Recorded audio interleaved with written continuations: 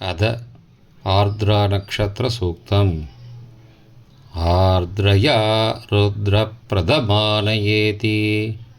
श्रेष्ठो देवानां पदिरग्नियानां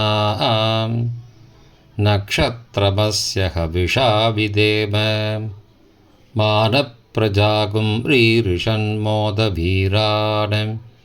हेति रुद्रस्य वरिणो वृणक्तो आर्द्रानक्षत्रं जुषताहुं हविर्नः प्रमुञ्जमानो दुरिदानि विश्वा